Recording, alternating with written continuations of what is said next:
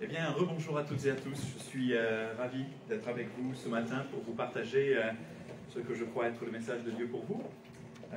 Qui va venir cet après-midi? Dites-moi, je vous défie un petit peu là. Qui a prévu de venir? Ça serait tellement chouette. Oui? D'autres personnes?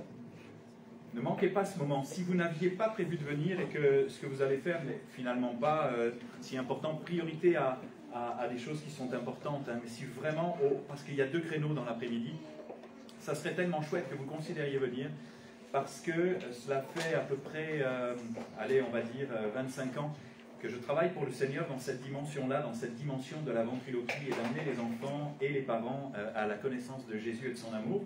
Et je dois vous avouer que ce sont des milliers d'enfants maintenant qui ont entendu combien Jésus les aimait et qui ont désiré devenir leurs amis. Alors, tous les enfants ne se convertissent pas, bien sûr, mais il y a dans certaines églises des témoignages très, très étonnants. Enfin, y a-t-il étonnant de la part de Dieu, quelque part? Mais vraiment encore étonnant. Moi, je reste encore émerveillé comme un enfant de voir ce que Dieu fait. Et ça vaut le coup, vraiment, vraiment. Je dois vous préciser que la ventriloquie n'est pas un don. Il n'y a rien de magique derrière tout cela. C'est juste une technique que j'utilise et dont je me sers pour présenter l'évangile aux enfants. Pendant à peu près une bonne demi-heure, il y a un spectacle, un vrai spectacle. Et puis ensuite, tranquillement, vous verrez, j'amène Jésus dans leur cœur de la manière la plus douce et simple qui soit. Alors, vraiment, invitez les amis autour de vous, mobilisez-vous, parce qu'il y a un spectacle à 14h30, je crois, et l'autre à 16h30. 16h30, hein. J'ai bien retenu, donc voilà.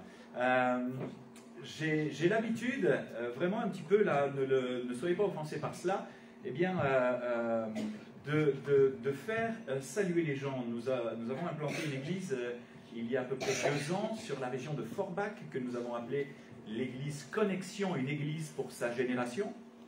Et c'est vrai que on se rend compte bien qu'il y a une joie aussi dans le fait de se saluer, dans le fait de s'embrasser, dans le fait de se faire l'accolade. Alors, iriez-vous voir des personnes que vous n'avez pas l'habitude de voir ou de saluer parfois?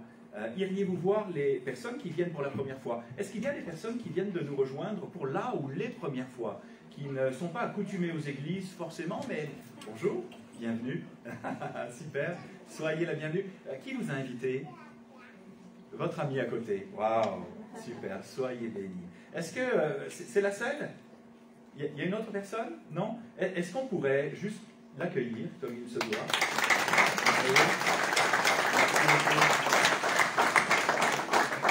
Comme on dit souvent, vous êtes notre invité d'honneur. Soyez vraiment bénis au-delà de ce que vous imaginez. Et peut-être saluer quelques personnes à droite, à gauche, sortir des rangs. Et dites à la personne, je suis tellement heureux de voir ton visage, de te voir ce matin. Quelle joie!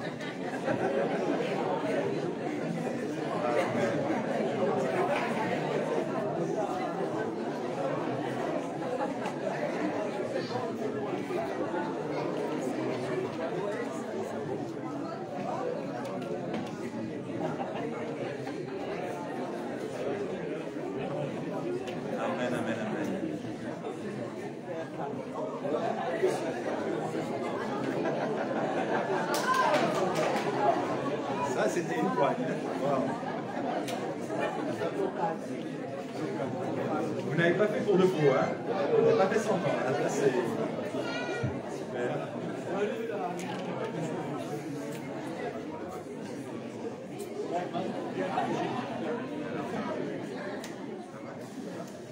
Je vais profiter de ce moment pour... Là,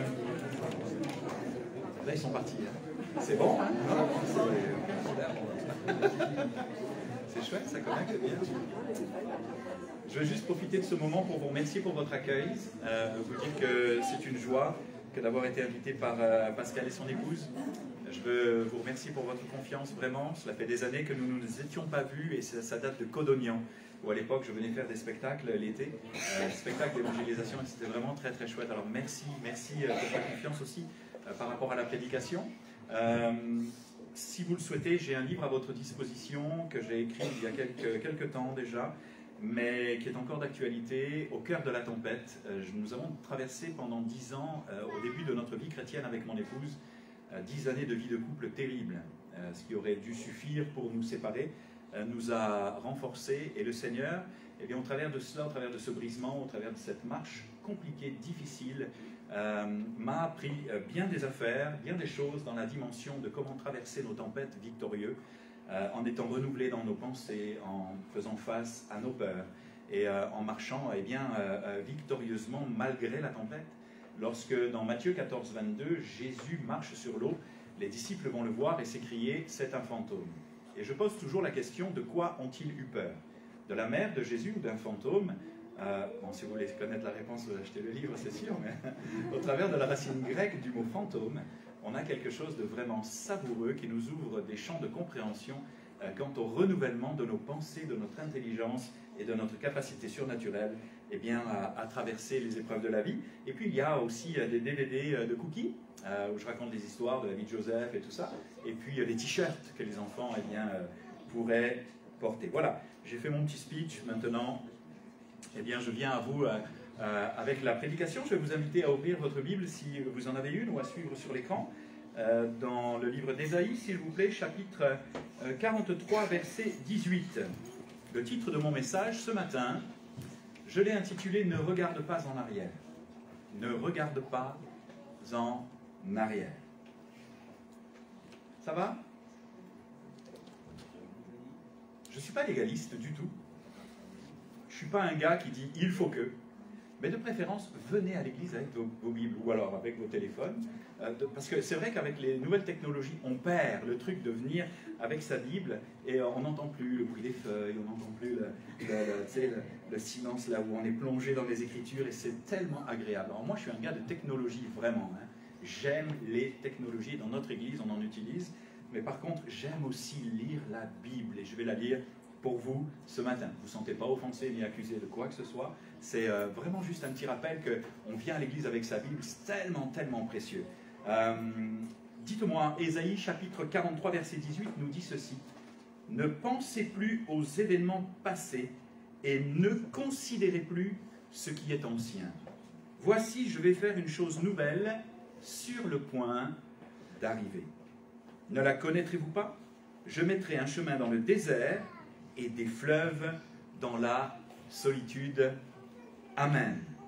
Je mettrai un chemin dans le désert et des fleuves dans la solitude. Je voudrais vous proposer que dans la pensée de ce matin, il ne s'agit pas, dans la thématique de ne pas regarder en arrière, de ne plus regarder en arrière, il ne s'agit évidemment pas d'oublier les anciens bienfaits de Dieu. Et j'aime ce chant qui nous dit « Compte les bienfaits de Dieu, mets-les tous devant tes yeux, tu verras en adorant combien le nombre en est grand. » Non, je voudrais plutôt et surtout porter toute notre attention sur l'œuvre nouvelle et plus grande qu'il veut accomplir dans vos vies et qu'il veut continuer d'accomplir dans nos vies. Cette œuvre est celle de la transformation de nos cœurs, la transformation de nos vies, la transformation de notre être intérieur, et c'est de circonstance. Cette œuvre, c'est celle de la vie en abondance. Alors il est évident que le Seigneur, je le crois, ce matin particulièrement, veut faire quelque chose, et je t'invite à la saisir cette parole, quelque chose de nouveau dans ta vie. Mais vas-tu être capable de la reconnaître? Le verset nous dit ceci. Voici, je vais faire une chose nouvelle sur le point d'arriver, mais ne la connaîtrez-vous pas? Et dans l'hébreu, c'est intéressant parce que c'est plus la notion de reconnaître. Et la question que j'aimerais te poser ce matin, c'est vas-tu être capable de connaître cette chose nouvelle qu'il veut faire dans ta vie? De la reconnaître, de la discerner, ou tout du moins de la comprendre. Pourquoi est-ce que je vous pose cette question ainsi? Tout simplement parce qu'il est probable qu'à cause de tes épreuves, à cause de ce que tu vis de douloureux en ce moment, tu aies du mal à ne pas penser aux événements passés. Il est possible que tu sois pris entre le marteau et l'enclume, entre les souvenirs d'un passé abîmé, voire, et on va en parler, sublimé, duquel tu as du mal à te détacher, et la vie nouvelle à laquelle tu es appelé. De quoi je veux parler? Je veux parler ce matin, eh bien, de nos profondes déceptions, de nos regrets, parfois enfouis mais toujours bien vivants. Je veux parler de nos vieilles culpabilités dont nous n'arrivons pas à nous séparer. Je veux parler de nos échecs, de nos peurs, de nos traumatismes, de nos schémas familiaux compliqués qui ont encore une influence dans notre présent. Je veux parler également eh bien, de nos traditions religieuses. Je veux parler de tout cela, pourquoi? Parce que cela peut être si présent encore que ce que je viens d'énumérer peut t'empêcher, peut nous empêcher, peut vous empêcher de discerner, de voir et de comprendre, de reconnaître ce que Dieu est en train de faire, ce que Dieu va faire, ou ce que Dieu veut faire de beau, voire de nouveau dans ta vie. Voici ce que nous raconte, on l'appellera Lauriane.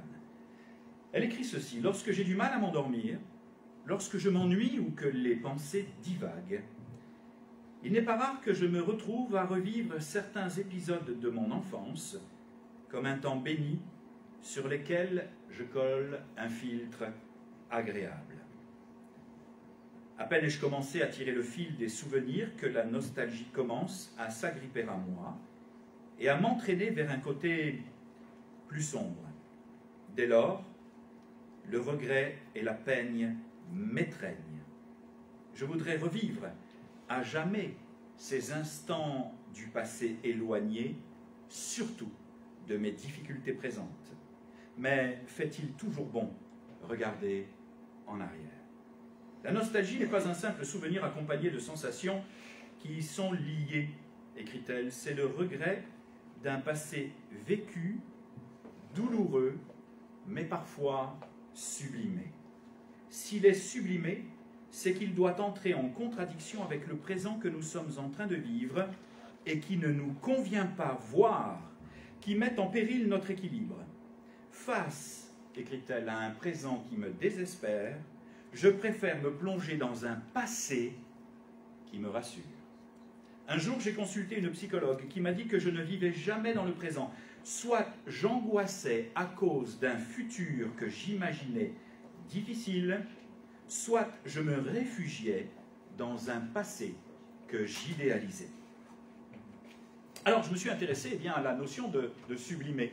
Qu'est-ce que cette personne semble vouloir dire? Et quel ancrage biblique puis-je trouver comme exemple concret de cette chose-là? Sublimer dans le Larousse nous dit que c'est transposer une situation qui a pu être douloureuse dans le passé en quelque chose d'agréable, de pur ou d'idéal. Nous avons toutes et tous la capacité de repenser aux situations du passé en gommant en quelque sorte eh bien, ce qui nous a fait souffrir pour ne penser qu'à ce qui était bon. Si bien que nous avons souvent tendance, de manière inconsciente, à nous y réfugier dans ces choses qui étaient bonnes, tellement ce que nous vivons dans le présent nous semble difficile à vivre. Faites-moi un petit hochement de la tête pour me dire que vous comprenez ce que je veux dire. Ça va? Alors, d'un point de vue biblique, comment est-ce que l'on peut l'expliquer? Eh bien, de manière très concrète. Au sortir de leur Égypte, et pendant de nombreuses années, les Hébreux vont devoir combattre et renverser ce que j'appelle une mentalité idéaliste ou une mentalité d'esclave. À peine sont-ils en route vers la liberté qu'ils vont manifester leur mécontentement par toutes sortes d'attitudes et de propos inconsidérés. Ils ont un désir évident de retour en arrière, préférant mourir captifs en Égypte que libres dans le désert. Les enfants d'Israël leur dirent en Exode chapitre 16, verset 3, ne l'affiche pas, je vais le lire pour vous. Que ne sommes-nous morts par la main de l'Éternel dans le pays d'Égypte? À quoi cela a-t-il servi que je devienne chrétien? Entre guillemets aujourd'hui, de manière transposée en 2023. Quand nous étions assis près des pots de viande, quand nous mangions du pain à satiété, car vous nous avez menés dans ce désert pour nous faire mourir de faim, nous et toute cette multitude. À Réphidim, manquant d'eau, voici qu'ils vont chercher querelle à Moïse et murmurer contre lui. Au désert du Sinaï, alors qu'ils promirent de faire tout ce que l'Éternel leur avait commandé, ils ne trouvèrent rien de mieux que de se fabriquer un veau d'or, rappel de leur pratique égyptienne. À Tabéra, le ramassis de gens qui se trouvaient au milieu d'Israël fut saisi de convoitise. Ils commencèrent à pleurer et dire « Qui nous donnera de la viande à manger? Nous nous souvenons des poissons que nous mangions en Égypte et qui ne nous coûtaient pas un rond. » C'est pas écrit comme ça. Et qui ne nous coûtaient rien. Des concombres, des melons, des poireaux, des oignons, des ox. Maintenant, notre âme est desséchée. Ils oublient la douleur de l'esclavage, les coups de fouet et les tâches accablantes dont ils étaient victimes, pour ne se souvenir que de la nourriture abondante dont ils disposaient. Voici ce que j'appelle, écoutez-moi bien, une tension entre le passé et le présent. Une tension idéaliste entre un présent douloureux dont je veux m'échapper, qui me désespère, et le fait de me réfugier dans un passé arrangé, dans un passé sublimé. Or, trop de nostalgie peut se transformer en un profond combat intérieur, susciter de la tristesse et surtout nous pousser à l'immobilisme, nous empêcher d'avancer. Elle peut même nous conduire à la déprime si l'on se met à ressasser des événements douloureux, honteux ou tristes de notre passé. Alors voici ce que l'apôtre Paul, et ça c'est très très intéressant, eh bien dira au sujet de son passé. On y va ensemble? Lui par contre, il est vraiment loin d'être nostalgique. Philippiens chapitre 3, verset 4 nous dit ceci. « Moi aussi, cependant, j'aurais sujet de mettre ma confiance en la chair. » Et quand on connaît eh bien, la dimension de l'apôtre Paul avant sa conversion, il avait de quoi. « Si quelque autre croit pouvoir se confier en la chair, je le puis bien davantage, écrit-il. Moi, circoncis le 8e jour de la race d'Israël, de la tribu de Benjamin, hébreu né d'hébreu quant à la loi, pharisien quant aux ailes, persécuteur de l'Église, irréprochable à l'égard de la justice de la loi. » Verset 7. « Mais ces choses qui étaient pour moi un sujet d'orgueil, des gains, je les ai regardées comme une perte à cause de quoi? À cause de Christ. Et même je regarde toute chose comme une perte. À cause de quoi? À cause de l'excellence, de la connaissance, de la révélation de Jésus-Christ, mon Seigneur, pour lequel j'ai renoncé à tout. Et je regarde tout cela, mon passé comme mes accomplissements présents, comme de la boue, afin de gagner Christ. Afin d'être trouvé en lui, non avec ma justice, celle qui vient de la loi, mais avec celle qui s'obtient par la foi en Christ, la justice qui vient de Dieu par la foi, afin de connaître Christ et la puissance de sa résurrection et la communion de ses souffrances, en devenant conforme à lui dans sa mort, pour parvenir, si je puis, à la résurrection des morts. Et je termine avec ceci. Ce n'est pas que j'ai déjà remporté le prix, ou que j'ai déjà atteint la perfection, mais je cours pour tâcher de le saisir, puisque moi aussi j'ai été saisi par Jésus-Christ. Frère, je ne pense pas l'avoir saisi, mais je fais une chose. Oubliant ce qui est en arrière, je me tourne, je me porte vers ce qui est en avant, je cours vers le but pour remporter le prix de la vocation céleste de Dieu en Jésus-Christ. L'apôtre Paul, vous le savez certainement déjà, était un pharisien dur et intégriste au regard de la justice et de la loi irréprochable. Il était littéralement un tueur de chrétiens. Et tout ce qui a fait sa gloire, dans ces temps de zèle et d'ignorance, il va à présent le regarder, nous dit-il, comme eh bien une perte comme de la boue. Et le mot boue, dans le grec, ce sont les déchets et les excréments d'animaux, pour vous dire. Voici un commentaire intéressant proposé par la Bible à noter sur ce que Paul veut dire dans ce contexte. C'est une paraphrase. Imaginons que Paul est en train de nous dire ceci.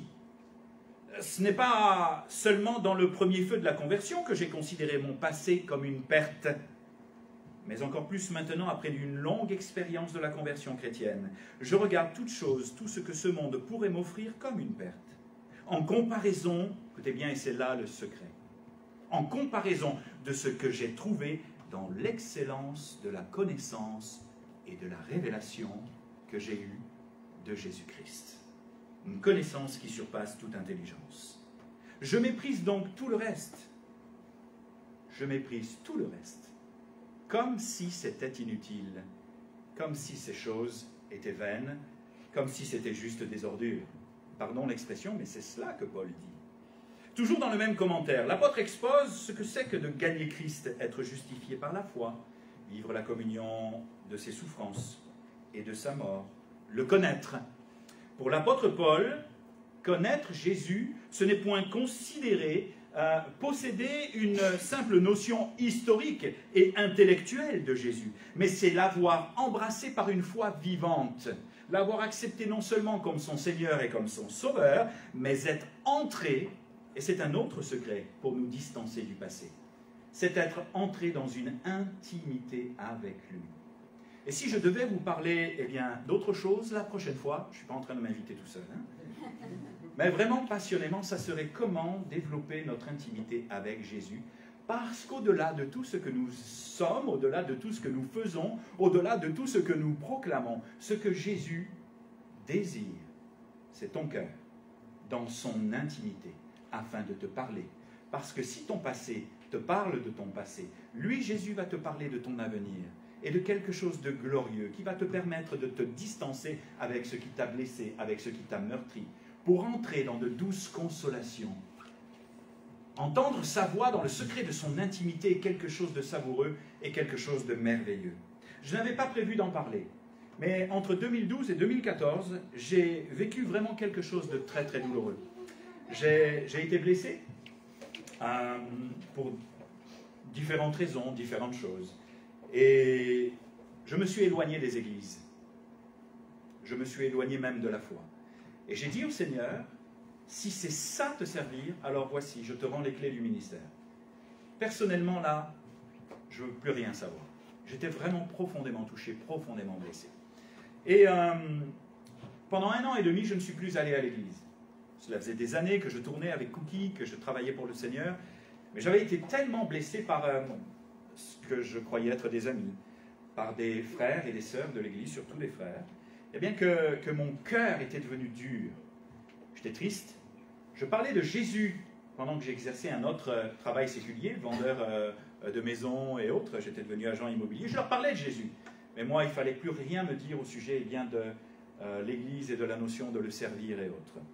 Et puis un jour, le pasteur de l'église dans laquelle j'étais m'appelle et me dit « Écoute Philippe, il y a Luc Dumont. » Luc Dumont, peut-être que vous connaissez. Luc Dumont, très très bon gars, super, vraiment avec un esprit prophétique vraiment affûté, très équilibré. Qui est à l'église et si tu veux venir là, écoute, viens, bon, pourquoi pas un dimanche matin, allez, on y va. Je suis dans le fond de la salle, écoutez bien, il fait un appel pour que les gens soient bénis, viennent et puissent recevoir la consolation, la restauration, la guérison, Jésus dans leur cœur. Et moi, je ne me lève pas. Il reprend sa guitare, tout le monde s'en va, et il dit devant tout le monde, écoutez, ce matin, j'ai combattu pour une personne, et cette personne n'est pas venue à l'appel. Ouf. Quand le Saint-Esprit vient taper à la porte de ton cœur de cette manière, tu ne peux pas résister. Il y a un tel flot d'amour, il y a un tel tact, une telle manière de faire si élégante que, waouh! Saviez-vous que le Saint-Esprit est un gentleman? Qu'il ne nous forcera jamais à venir vers Jésus, mais de la manière la plus subtile, la plus douce, et au bon moment, il saura nous convaincre et s'y prendre de la meilleure des manières qui soient. Je me lève, je pleure, je dis à mon épouse que c'est mon moment, j'y vais. Il ne sait absolument pas ce que je vis. Il décrit dans la prière la situation que je suis en train de vivre, ne connaissant rien à ma situation au préalable.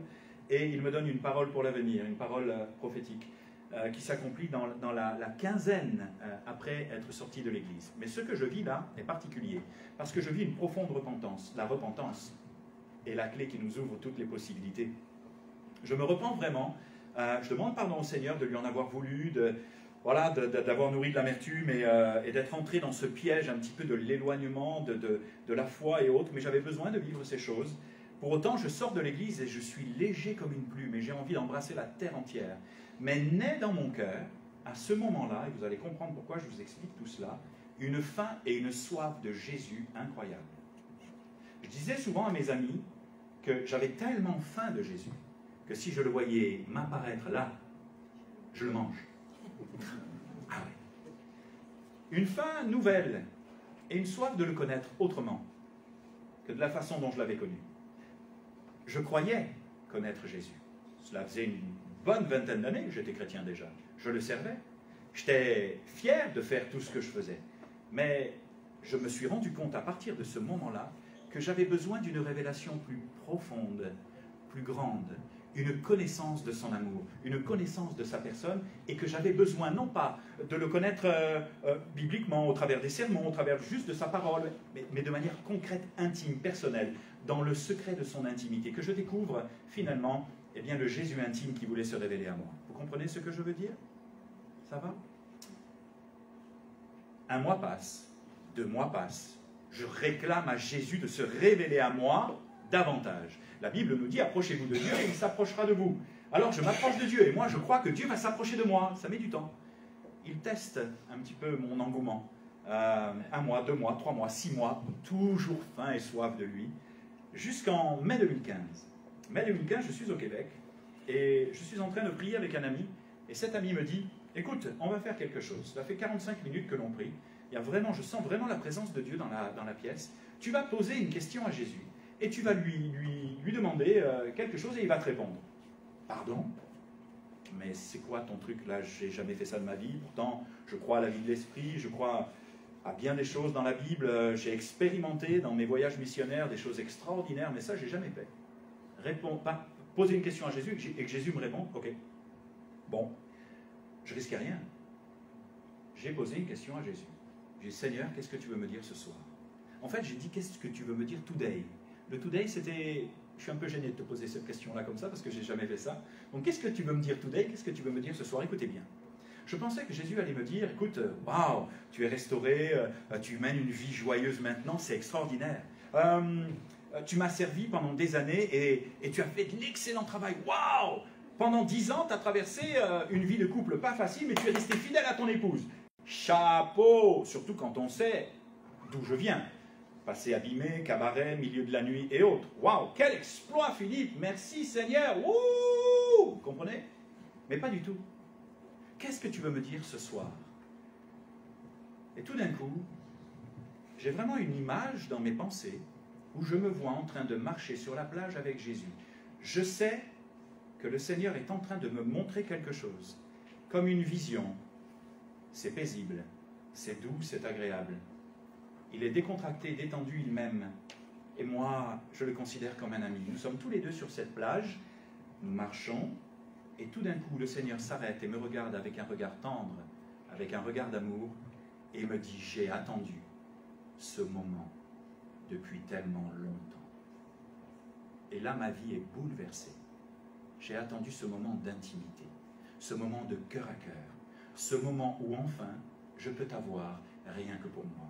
Où tu ne viens pas juste me voir pour obtenir quelque chose de moi. Juste me voir pour prier, combattre et intercéder. Ouais, c'est chouette tout ça. Mais où tu viens juste, là, dans ma présence, pour que l'on ait un cœur à cœur ensemble et un moment d'intimité. Est-ce que je peux vous dire qu'à partir de ce moment-là, il y a eu un avant dans ma vie chrétienne et un après? Que ma vie de prière n'a plus été la même, que mes pensées ont été renouvelées, transformées, que mon intimité avec Jésus m'a permis de mieux le connaître. Je vous parle de cela parce que Paul en parle. Il a une connaissance et une révélation de Jésus-Christ qui fait qu'en fait, il peut traverser toutes les épreuves possibles et inimaginables Il est resté accroché à Dieu à cause de la révélation qu'il avait de Jésus. Alors il y a plusieurs vérités fondamentales qui vont nous permettre, ensemble, ce matin, de ne plus regarder en arrière, de ne plus considérer ce qui est du passé, qu'il soit abîmé ou sublimé. La première de ces choses, la première de ces clés, eh bien, c'est tendre vers Christ en cherchant, comme je le disais, à le connaître intimement et passionnément. La deuxième clé, c'est apprendre à nous confier et à nous réfugier en lui. Non pas dans notre passé sublimé, parce que le Proverbe chapitre 18, verset 10 nous dit que le nom de l'Éternel est une tour forte et que le juste s'y réfugie et il s'y trouve en sécurité. La troisième clé nous indique de marcher dans la puissance de la résurrection. C'est Paul qui en parle. En acceptant de mourir à nous-mêmes et au plaisir ou principe de ce monde pour gagner Christ et vivre la dimension de la vie de l'Esprit à laquelle il nous appelle. Quatrième clé, permettre au Saint-Esprit d'opérer cette œuvre miraculeuse de transformation dans notre être intérieur et du renouvellement de nos pensées. Paul parle bien, de marcher dans la puissance de la résurrection. Il y a la dimension de marcher dans la puissance du Christ ressuscité avec puissance, avec victoire, de victoire en victoire, avec une mentalité de conquérant, mais il y a aussi, bien, dans la pensée de certains théologiens, la dimension de cette puissance divine qui opérée par le Saint-Esprit nous amène à être renouvelés et de marcher de progrès en progrès. C'est cela aussi, bien, vivre la dimension de la résurrection. Cinquième point, un point très important qui est celui de la dimension du pardon. Entrer dans ce processus de guérison au travers du pardon qui libère et qui transforme. Sixième point, être prêt à renoncer à tout, si Dieu vous le demande, au regard de l'excellence de la révélation et de la connaissance de Jésus-Christ. Je voyage dans pas mal de pays et j'ai eu l'occasion d'être confronté à un témoignage très très étonnant. C'est un ancien musulman qui s'est converti à Jésus-Christ. Il était payé par les mollahs à l'époque pour convertir des chrétiens à l'islam. Saviez-vous que cela existe? Ah, je vous annonce une nouvelle. Cela existe. Il y a certains musulmans qui sont payés par les hautes instances pour détourner les chrétiens de leur foi. Ils racontent avoir détourné environ 200 chrétiens. Il vivait une vie de luxe dans les plus grands hôtels, là où il était appelé. Et l'un de ses plus grands défis était d'étudier la Bible pour y trouver des contradictions. Et le jour où il étudia les passages où Jésus va mourir sur la croix, son cœur va être bouleversé. Il va avoir une révélation de Jésus et de son amour, donner son cœur au Seigneur et tout quitter par la foi, avec tout ce que cela va impliquer pour lui, dans la notion et dimension du rejet, et dans la notion et la dimension d'être même pourchassé, poursuivi, pour haute trahison. Il est aujourd'hui entre les mains de Dieu, mais considéré comme un paria, et il paye le prix d'une conversion radicale.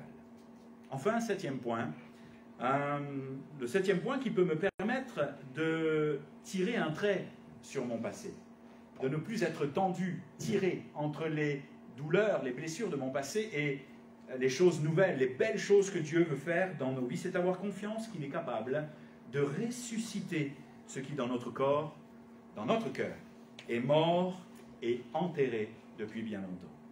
Retenez bien ceci, le passé est au passé. Alors là, je l'ai expliqué à mon épouse, celle-ci, mais elle ne l'a pas comprise, cette phrase. J'espère que vous allez la comprendre. Si vous ne la comprenez pas, faites-moi un petit signe de la main. Le passé est au passé, ce que la mort est au tombeau.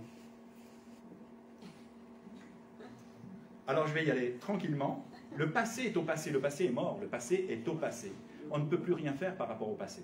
Le passé est au passé, ce que la mort est au tombeau. Entre les deux, il y a un chemin, celui de la vie éternelle.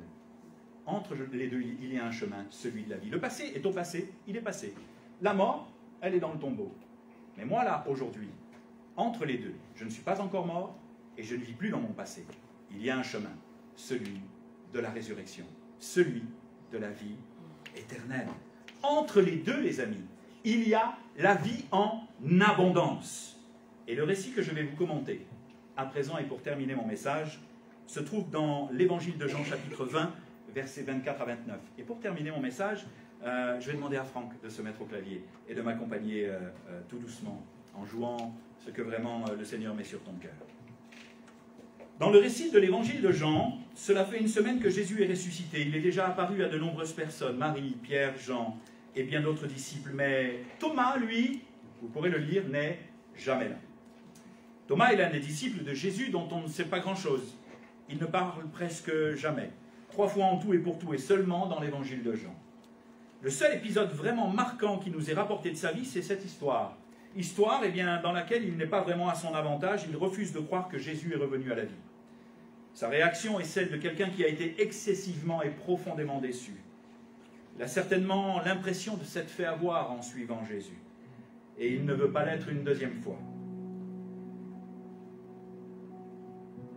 Il avait cru de tout son cœur que Jésus était le Messie, mais voici que son Messie, son Sauveur, son Seigneur est mort. Ses rêves ont volé en éclats. Et il est déçu. Alors quand ses amis viennent lui dire « Jésus est vivant, on l'a vu », lui il se dit « Si je ne le vois pas, de mes propres yeux, si je ne le touche pas dans ses plaies, pour être sûr que c'est bien lui, alors c'est pas la peine d'essayer les amis, là je ne vais pas tomber une deuxième fois dans un truc où je me suis comme semble-t-il fait avoir.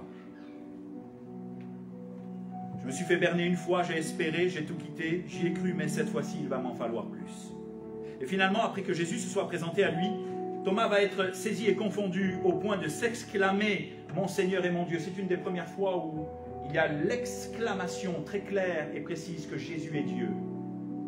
Sa foi était morte, mais Jésus l'a ressuscité. Il va redonner vie à la foi de Thomas. Et à partir de ce jour, Thomas va consacrer sa vie à proclamer la bonne nouvelle. Jésus est ressuscité et selon une antique tradition, il proclamera ce message jusqu'au fin fond du sud de l'Inde. Je veux déclarer que Jésus est capable de ressusciter en toi ce qui est mort déjà depuis longtemps et enterré.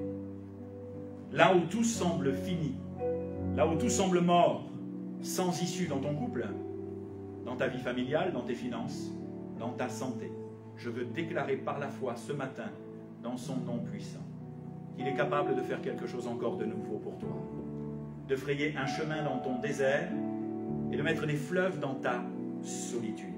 Là où tout semble perdu, où les rêves les plus fous ont laissé place au vide, à la désillusion ou à la déception, voire à la nostalgie, là où tout semble desséché, inespéré, il désire faire une chose nouvelle. Se révéler à toi, peut-être pour la première fois. Se révéler à vous, tout à nouveau. Vous qui, à cause des affres de la vie, vous êtes quelque peu éloigné de lui. Vous qui vivez peut-être à cause de ce que vous ne comprenez pas. Une profonde déception dans l'Église, parce que comme moi, vous y avez été blessé. Ou tout simplement une profonde déception de Dieu. Pourquoi? Ce pourquoi qui parfois jaillit de nos cœurs comme une incompréhension vivante, tangible de ce que Dieu devrait faire. Pourquoi? Pourquoi est-ce que tu me laisses dans cette situation? Je ne comprends pas. Pourquoi entre la promesse et l'accomplissement de la promesse autant de temps? Pourquoi le désert? Pourquoi la souffrance? Pourquoi? Je n'ai pas de réponse à te donner ce matin, parce que je crois que dans l'excellence de la révélation que tu peux avoir de Jésus, eh bien, il est capable de te parler et de te donner les meilleures réponses qui soient afin d'apaiser ton cœur et de ressusciter ta foi, pour te donner d'avancer victorieusement, en étant renouvelé dans tes pensées, ta mentalité, ton cœur, pour marcher tout à nouveau dans cette dimension de la puissance de la résurrection. Là où tout semble desséché, inespéré, il désire faire une chose nouvelle. Là où ton passé semble comme t'attirer de nouveau dans des pensées obscures, au point de désirer peut-être de mettre fin à tes jours, je ne sais.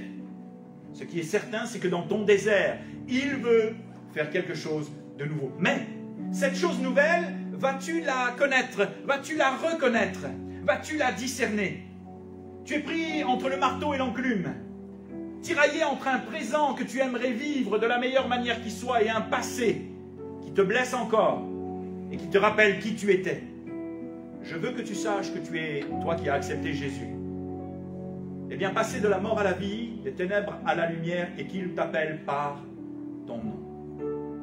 Un nom nouveau. Vainqueur de Dieu. Homme ou femme qu'il a sauvé et avec qui il s'est engagé. Jésus ne te laissera jamais tomber. Et si ce matin, eh bien, tu souhaites tout à nouveau lui faire part de ton désir, peut-être d'avancer avec lui, de lui reconsacrer ta vie, alors il va faire ce que toi, tu as été incapable de faire jusqu'à aujourd'hui. Une simple question pour toi ce matin. Que s'est-il passé? C'est fort sur mon cœur. Que s'est-il passé pour que tu aies du mal à te relever? Au point que ta foi se soit étiolée, que ta confiance et ta motivation se soient amenuisées, et que tes rêves et tes projets se soient évaporés. Que s'est-il passé alors que tu étais appelé à le servir? Pour que tu aies mis ton ministère, ton appel et ton envie, eh bien, de faire quelque chose pour lui de côté. Que s'est-il passé? Au point que tu n'aies plus envie, même parfois, de venir à l'église. Au point que tu aies imaginé quitter ton époux, ton épouse, changer de vie. Que s'est-il passé? Ce que je sais ce matin, c'est que Jésus peut et veut faire une œuvre nouvelle dans ta vie. Ne considérez plus les choses qui sont anciennes. Ne regardez plus à ce qui est passé. Voici, je vais faire une chose nouvelle. Ne la reconnaîtrez-vous pas? Je ne sais pas si ce matin le message te parle, mais ce que je sais, c'est qu'il nous faut absolument discerner entre une prédication qui est juste un enseignement et qui va solidifier et fortifier notre foi, et une prédication sans prétention qui se veut prophétique pour l'avenir. C'est comme si le train passe. Si tu ne saisis pas cette parole, et ce n'est pas une condamnation, mais c'est une invitation à vraiment la considérer pour ta vie. Dieu te parle. Le train passe, il s'arrête, tu es sur le quai de la gare, et tu n'imagines pas qu'il est pour toi, pour quelque raison que ce soit. Et le train s'en va. Ne t'inquiète pas, un autre train va passer. Mais ce qui serait extraordinaire, c'est que tu saisisses la main tendue, le train de la vie. Cette chance tout à nouveau que Dieu veut te donner, celle d'avoir une révélation plus excellente de son amour, de sa personne, dans la prière, que ta vie change, que tu puisses marcher victorieusement, que tu puisses prendre de la distance avec ton passé pour enfin entrer dans ce chemin nouveau qu'il a tracé pour toi et dans lequel il veut te faire entrer. Est-ce que vous seriez d'accord pour que l'on prie ensemble? Amen.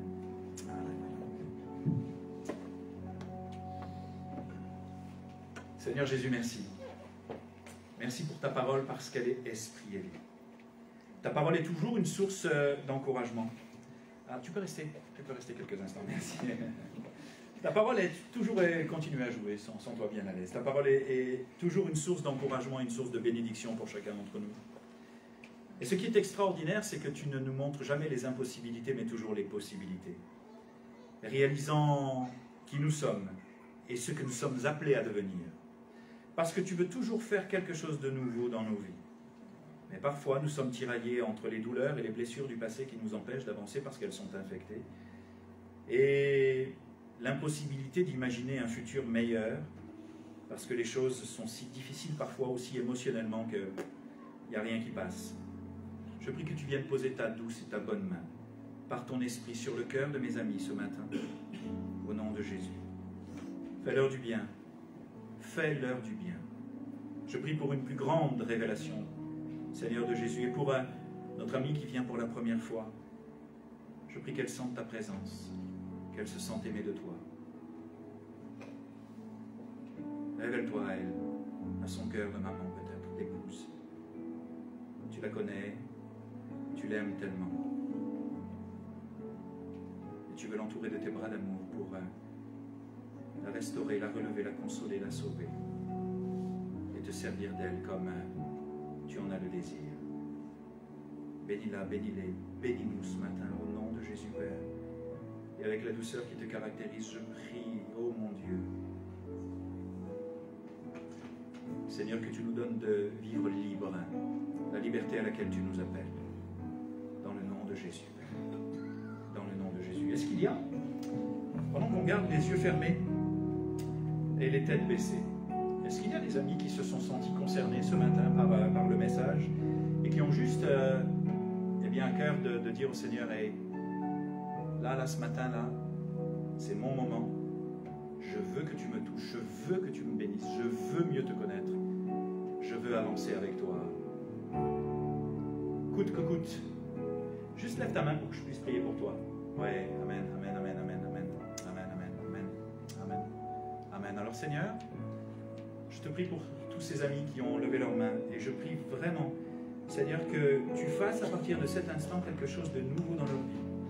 Montre-leur, parle-leur, convainc-les, touche-les, encourage-les, fortifie-les. Et qu'à partir de ce moment-là, ce jour soit inscrit dans leur vie, dans l'agenda de leur vie, que tu leur as parlé, que tu les as touchés, que tu les as visités, que tu t'es révélé à eux et que tu as fait quelque chose de nouveau et de merveilleux. Dans le nom de Jésus, je te les confie. Et que, Seigneur, la déception laisse place, Seigneur, à la foi, à la joie. Cette foi qui s'est éteinte, Seigneur, tu la ressuscites au nom de Jésus. Cette foi qui est brouillée, tu la fais revenir à la vie et tu redonnes un sens d'équilibre à cette foi, au nom de Jésus. Au nom de Jésus, mon Dieu, tu redonnes courage à celui qui est découragé, espoir à celui qui est désespéré ou celle qui est désespérée, qui ne voit pas d'issue. Tu augmentes la foi pour que chacun et chacune puisse s'accrocher à toi envers et contre tout, afin de marcher victorieusement dans le nom de Jésus. Et toute l'Église dit Amen. Amen et Amen. Soyez bénis les amis et on se donne rendez-vous demain.